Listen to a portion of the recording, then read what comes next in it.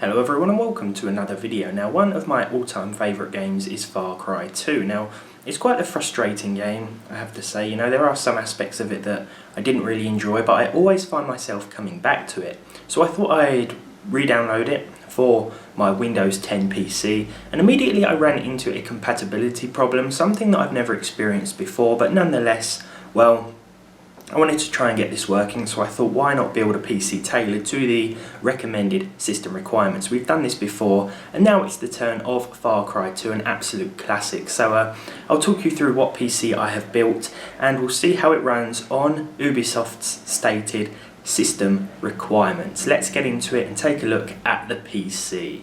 So I've gone down the Core 2 Duo route here, and this is usually the way I go with older builds, as aging AMD parts seem to be way more expensive here in the UK.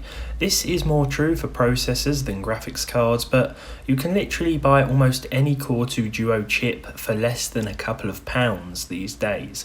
Paired with an 8600 GTS and just 2 gigs of RAM, and we are ready to run Far Cry 2 as the developers intended, on paper at least. Released in 2008, this title should run fine on modern hardware, and it did run on Windows 10, but I was experiencing some odd glitches that included NPCs floating away, as well as a couple of freezes. I will be using 7 and not Vista though, because, well, for the sake of my sanity.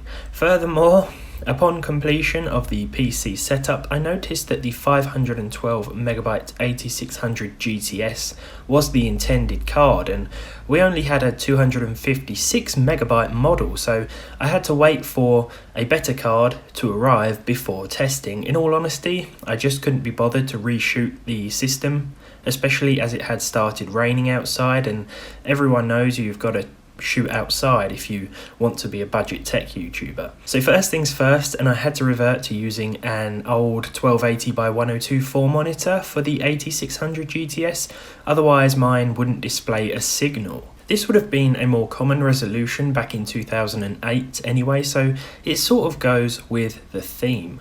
The 8600 GTS that we're using released a year before the game in 2007. High settings at the monitor's max resolution was a bit of a push, with around 20 FPS most of the time.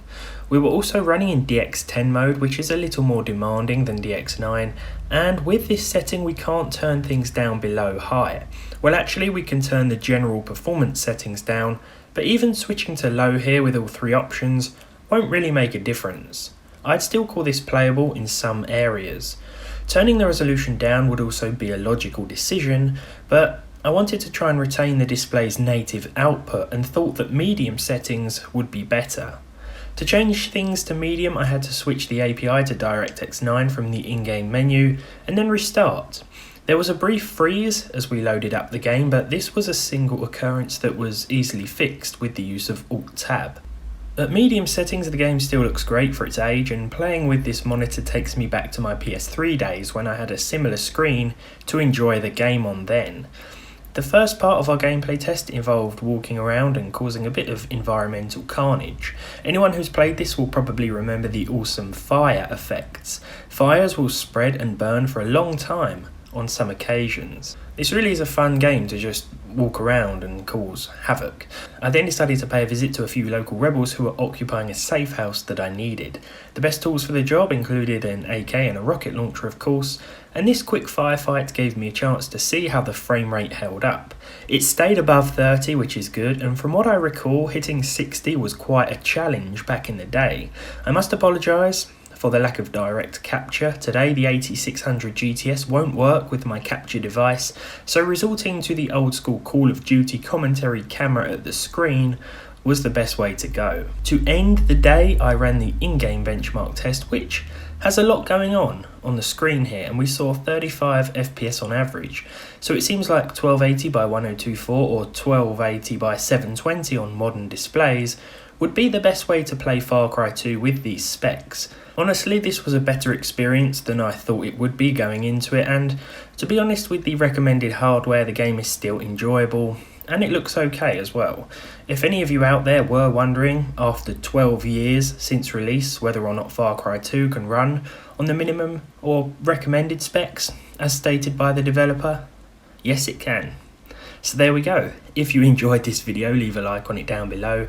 Leave a dislike if you didn't. Subscribe to the channel if you haven't done so already. Let me know what game you want to see next, tested with the minimum or recommended specs, and I'll throw a PC together for it. And hopefully I'll see you all in the next video.